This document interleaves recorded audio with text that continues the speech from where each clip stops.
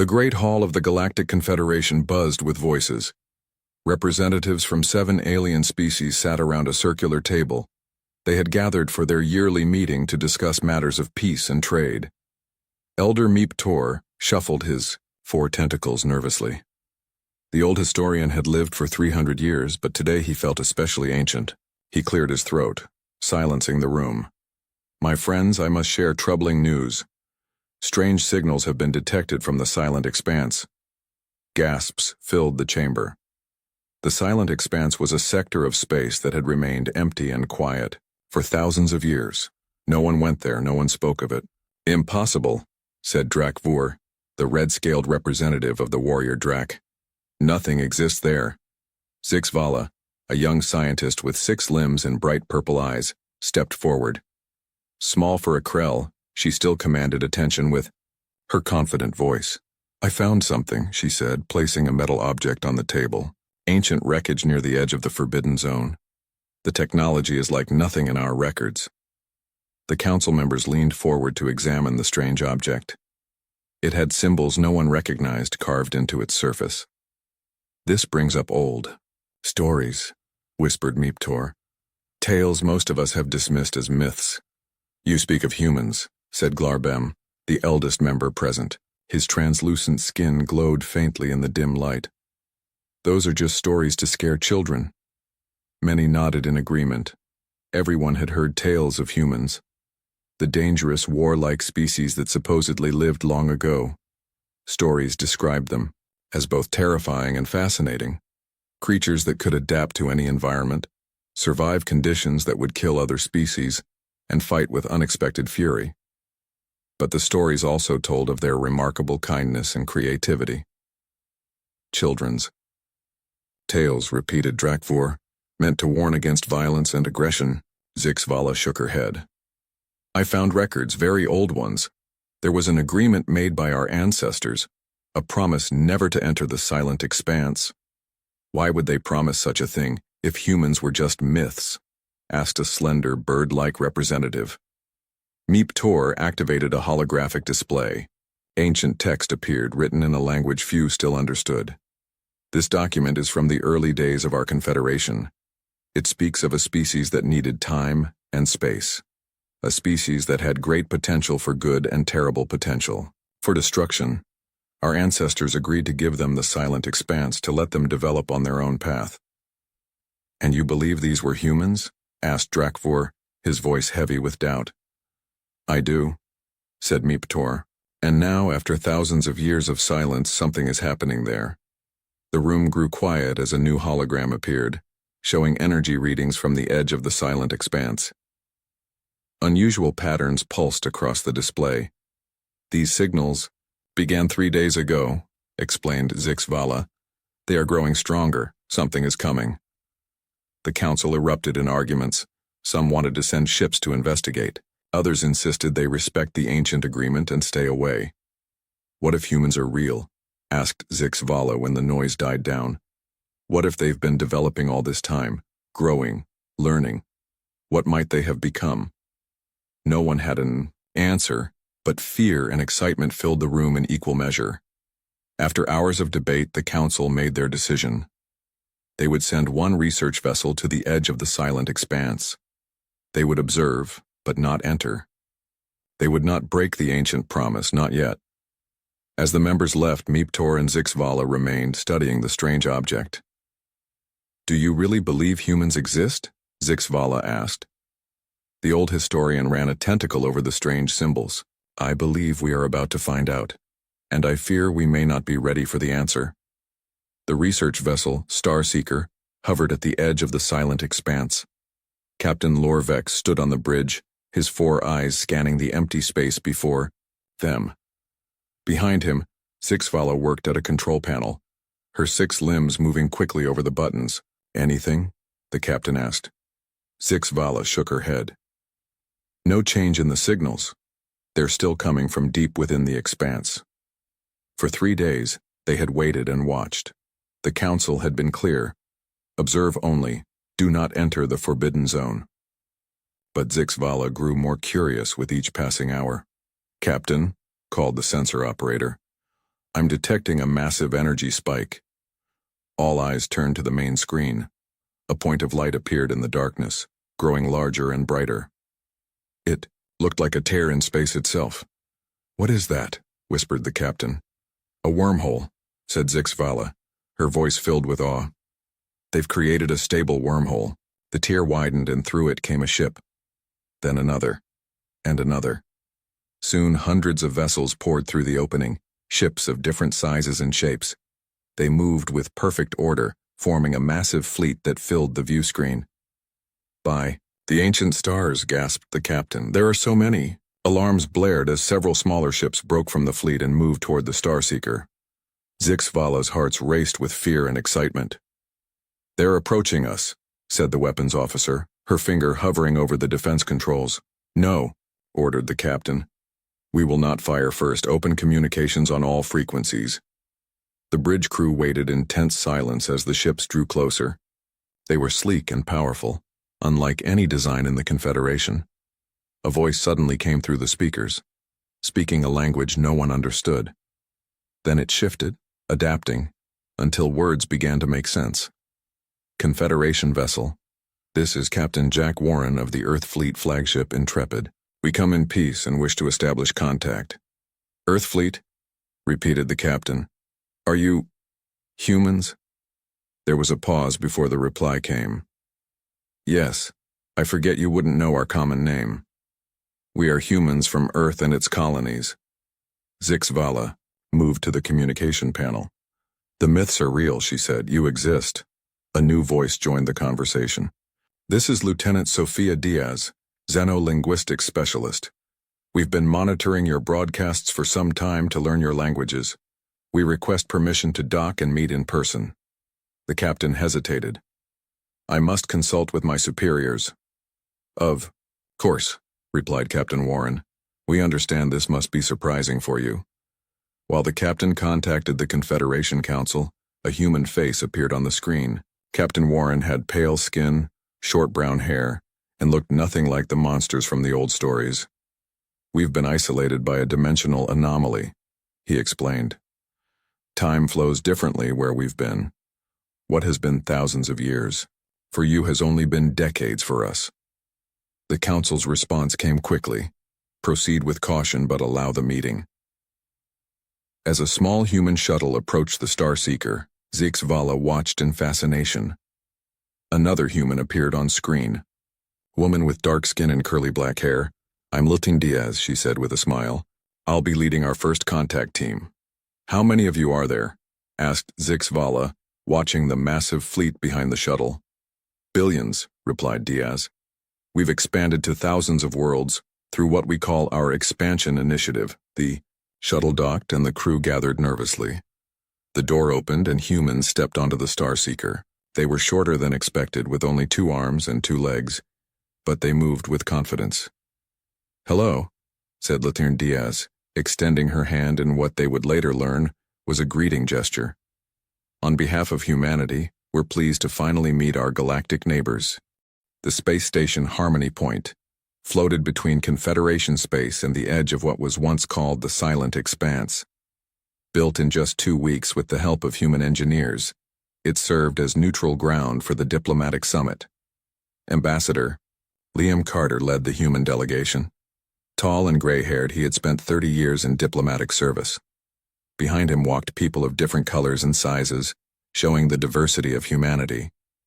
"Welcome to Harmony Point," said Council Leader Glarbem. "We have prepared meeting chambers for our discussions." Liam smiled. "Thank you for your hospitality. We have much to share."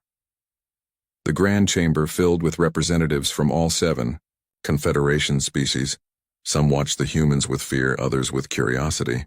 The Drac delegation, led by War Chief Drakvur, kept their distance, hands never far from their ceremonial weapons. Dr. Maya Patel stepped forward first. The small woman adjusted her glasses before activating a holographic display. "We want to share our history with you," she said. "Humans began on one planet, Earth. We fought many wars among ourselves before learning to work together. The aliens watched as images showed human history. First primitive tools, then great cities, and finally space travel. They saw wars but also acts of kindness and cooperation. We are not perfect, admitted Maya, but we have tried to learn from our mistakes. Next came Noah Williams, a broad-shouldered man with a friendly smile. I'd like to share some human culture with you. Music filled the chamber, everything from classical symphonies to jazz. Noah showed paintings and sculptures. He even offered samples of human foods, which the braver aliens tasted with surprised delight. Your species creates beautiful things, said Zixvala, who had been invited as the discoverer of the first human artifact. When Fleet Commander Olivia Green took the stage, the mood changed. The lean woman with short blonde hair showed videos of human military exercises. We maintain defensive forces, she explained as screens displayed warships and weapons. We've faced dangers in our exploration and learned to protect ourselves. The Drac representatives leaned forward, studying the military capabilities with narrowed eyes. Your weapons seem advanced, noted Drakvor. We hope never to need them in Confederation space, replied Olivia smoothly.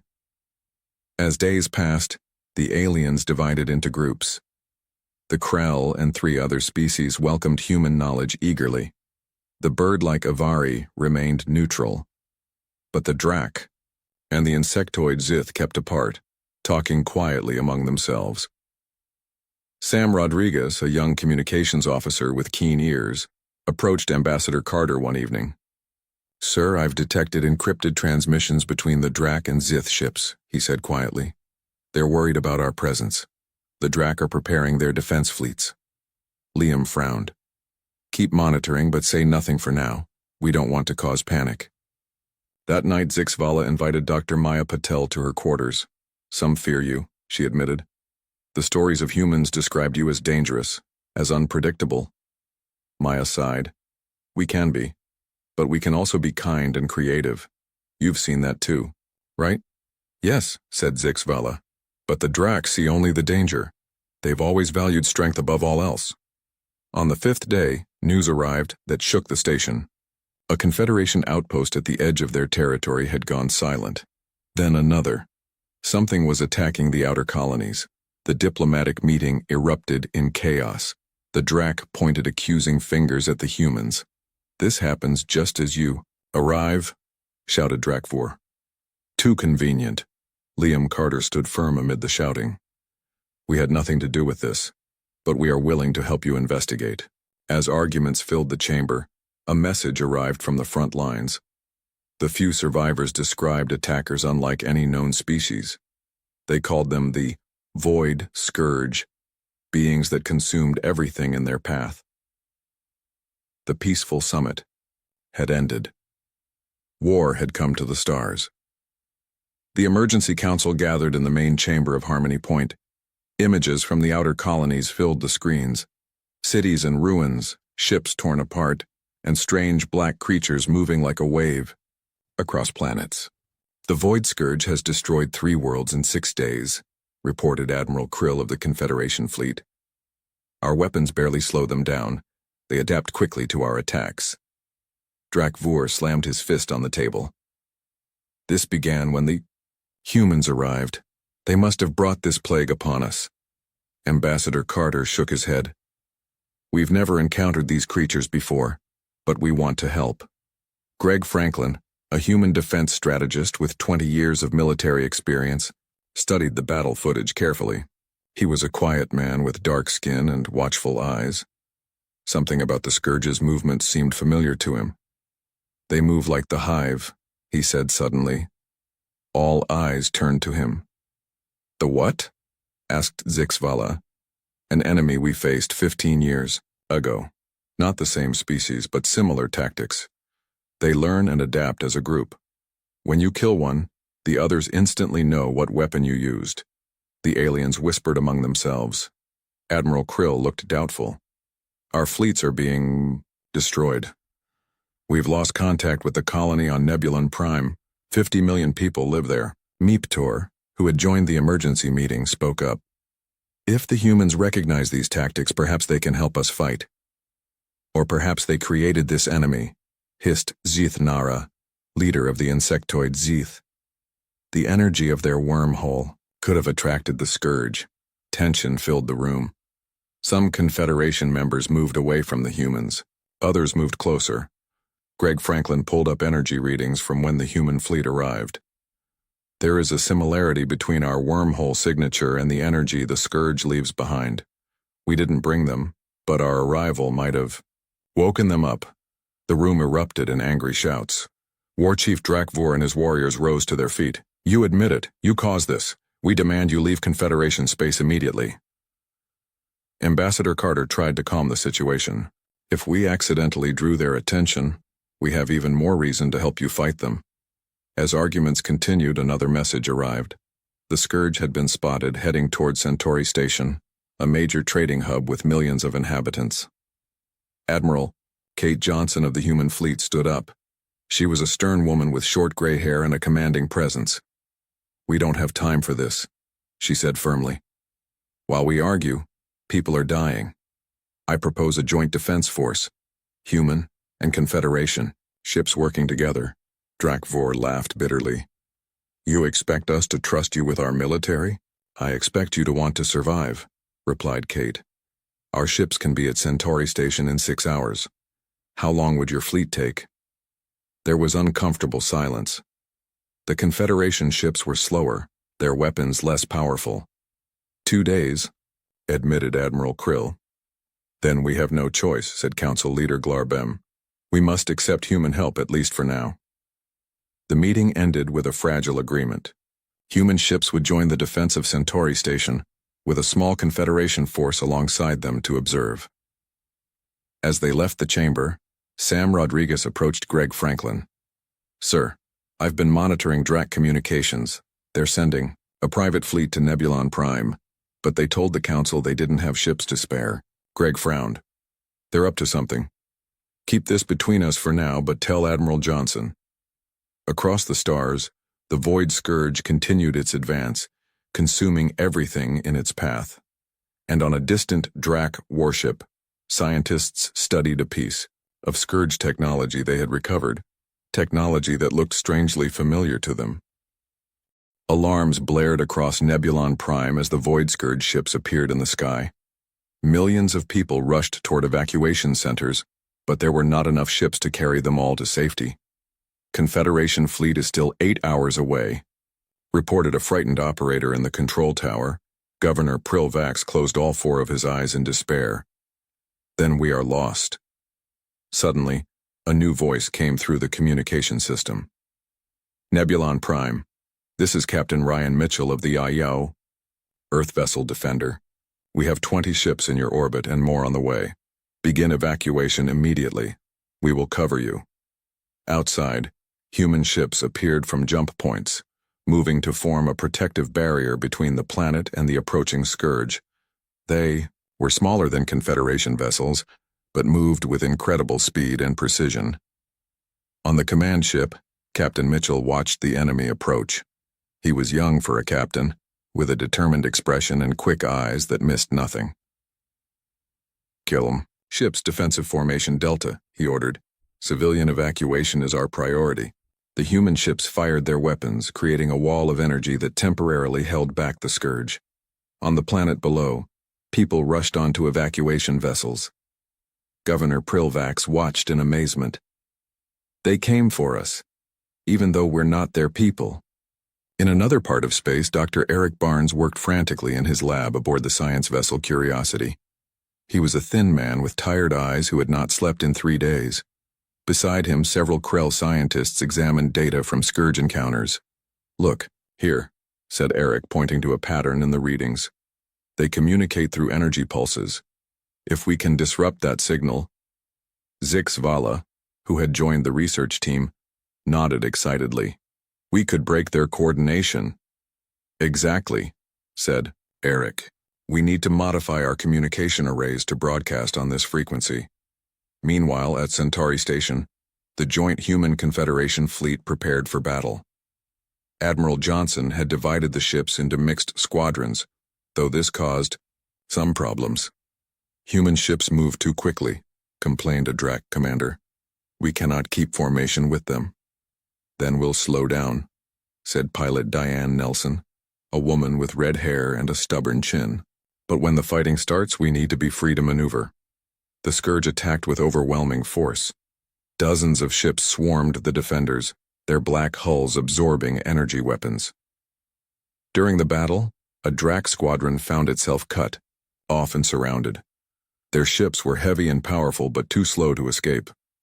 "We are lost," said the Drac squadron leader as Scourge vessels closed in. Suddenly, 3 human fighters dove into the trap, led by Diane Nelson. They fired precisely at weak points in the Scourge formation, creating an escape route. "Follow us," called Diane. "We'll get you out." The Drac ships followed the humans to safety. The squadron leader sent a private message to Diane. "We owe you a life debt." At Nebulon Prime, the evacuation continued under heavy fire. Human ships took terrible damage but held their position. When the Scourge broke through in one sector, Captain Mitchell ordered his ship directly into the gap. "Sir, we can't survive. That kind of hit," warned his second-in-command. "We don't need to survive," replied Ryan. "We just need to buy 5 more minutes for those last transports." The Defender took devastating damage, but remained in position until the final evacuation. Ships escaped. Only then did Captain Mitchell order his crew to abandon ship. Back at Harmony Point, Admiral Johnson presented her full battle plan to the Confederation Council. The success at Nebulon Prime had changed minds. Even Drac Vor listened in silence. "The Scourge is gathering its forces at Helios Gate," she explained. "It's the strategic choke point to the core worlds. That's where we make our stand." Fleet engineer Kyle Summers, a practical man with skilled hands, worked with Krell scientists to upgrade Confederation ships with human defensive systems. "Together," said Admiral Johnson, "we have a chance. Apart, we all die." The Council voted unanimously to follow the human plan. The largest fleet ever assembled began to gather at Helios Gate. The Helios system had 3 suns and 12 planets. It was a natural choke point between the outer and inner regions of the galaxy. Here the combined fleet waited for the Scourge. Admiral Johnson stood on the bridge of her flagship, watching as more human ships arrived through jump points. They came in all shapes and sizes, massive carriers, nimble fighters, and everything in between. Some were sleek and new, others showed signs of long service. "How many ships do we have now?" asked Glarbem, who had come to observe the battle. "Over 4,000 human vessels," said the Admiral, "plus 600 Confederation ships." From the planet below, the sky seemed to darken as ships filled the space above. A young Avari child pointed upward. "Look, the stars are disappearing, the Lam." Scourge arrived 3 days later, a vast black swarm that blocked out the light of the 3 suns. There were thousands of them, maybe more. "They've gathered their entire force," said Tactical Commander Ben Harris. He was a solid man with a calm voice that steadied those around him. "Just as we hoped." Admiral Johnson turned to her communications officer. "Signal all ships. Battle Plan Omega." The human fleet moved forward in waves, each group targeting different parts of the Scourge formation. The Confederation ships provided support with their heavy weapons. At first, the plan worked perfectly. The Scourge lost hundreds of ships to the coordinated attack, but then, as always, they adapted. Their ships began to regenerate and change shape, becoming resistant to the weapons used against them. "They're learning too fast," reported Ben. "Standard tactics are failing." Admiral Johnson nodded grimly. "Then we use non-standard tactics. Signal the rogue squadron." A group of 30 human ships broke formation. Instead of firing weapons, they accelerated directly toward the largest Scourge vessels. The aliens watched in horror as the humans deliberately crashed their ships into the enemy, causing massive explosions. "They're sacrificing themselves," whispered Zix Vala, who was helping coordinate the Krell science vessels. On the ground, Communications Director Frank Alvarez made sure everyone in the Confederation saw what was happening. He broadcast the battle on all channels, showing human sacrifice and bravery alongside alien allies fighting together. "The people need to see this," he told his team. "They need to know we're fighting together." Despite these efforts, the battle began to turn against them. The Scourge kept coming, endless and unstoppable. "We need to target their command node," said Major Hannah Cooper of the Special Operations Team. She was already in her assault gear, ready to board her ship. Cut off the head, and the body dies. It's in the center of their formation, said Ben. We can't reach it. We can try, replied Hannah. The Special Ops ship was small and black, designed to avoid detection. With a crew of just 12 humans, it slipped through gaps in the battle, taking heavy damage but continuing forward. Meanwhile, Security Chief Lisa Morales made a disturbing discovery in the Confederation battle records. "Admiral, look at this," she said urgently. "These are records from 200 years ago. The Confederation encountered the Scourge before. The Drac knew about them all along." Admiral Johnson's face hardened, but she kept her focus on the battle. "We'll deal with that later. Right now we fight." The situation grew desperate. Even with human and Confederation ships fighting side by side, they were being pushed back. The Scourge command node remained protected, and Major Cooper's team couldn't break through. Ben Harris looked at the battle display and shook his head. "At this rate, we'll lose everything in 3 hours." Admiral Johnson touched a secure communication device on her wrist. "It's time. Tell Commander Wright to deploy Phoenix Squadron." A hush fell over the bridge. Even the human officers looked surprised. "Are you sure?" asked Ben. "Those ships are still experimental." "We're out of options," said the Admiral. "It's Phoenix or we all die here today." From the edge of the battlefield, 12 new ships appeared. They were unlike any vessels seen before. Sleek, silver crafts with strange devices that glowed with blue energy. Each one had a bird symbol painted on its side. "Phoenix Squadron. Reporting for duty," said Commander Nicole Wright over the communication system. She was young, but her voice carried years of training and determination. "What are those ships?" asked Glarbem, staring at the strange vessels. Admiral Johnson watched as the Phoenix ships moved into position. "Project Phoenix. Ships capable of channeling stellar energy. This is our last card to play." The Phoenix ships flew directly toward the nearest sun of the Helios system. They formed a perfect circle and extended wing-like panels that began to glow brighter and brighter. "They're collecting energy from the star," whispered Zix Vala in amazement. Commander Wright's voice was steady as she gave orders to her squadron. "Remember your training. This is a one-way trip for most of us. Make it count." The Phoenix ships, now glowing like small suns themselves, turned and accelerated toward the heart of the Scourge fleet. They moved faster than should have been possible, leaving trails of light behind them. "All remaining ships pull back to safe distance," ordered Admiral Johnson. The Phoenix Squadron split into 3 groups. The first group targeted the outer defenses of the Scourge, releasing pulses of stellar energy that tore through the black ships. "It's working," shouted Ben Harris. "Their adaptive shields can't handle that kind of power." The second group pushed deeper, clearing a path to the command node. Several Phoenix ships were destroyed in the process, exploding in blinding flashes of light. In the center of the formation, Commander Wright led the final 3 ships on the most dangerous mission. "We need to hit the exact center of their command structure," she told her pilots. "The energy release has to be perfectly synchronized." Major Cooper and her Special Operations team, who had been fighting their way toward the same target, sent vital scan data to the Phoenix ships. "We've identified the control core," reported Cooper. "Sending coordinates now." Commander Wright adjusted her course. "This will require precision flying within 20 meters of the target. Follow my lead exactly." The 3 remaining Phoenix ships dove toward the massive Scourge command ship. They dodged defensive fire, their hulls glowing brighter with each passing second. "We're overloading," warned one of Wright's pilots. "Systems failing." "Stay on target," replied Wright calmly. "Just a few more seconds." The ships reached the command node and released their stored energy in a blinding flash. A wave of blue light expanded outward, washing over the Scourge fleet. For a moment, everything seemed frozen in time. Then, one by one, the Scourge ships began to drift aimlessly. The coordinated swarm became individual vessels with no direction. "They've done it," said Admiral Johnson softly. "The command structure is destroyed." The combined fleet moved in quickly, destroying the now defenseless Scourge ships. What had seemed like an unstoppable force fell apart in hours. Only one Phoenix. Ship survived.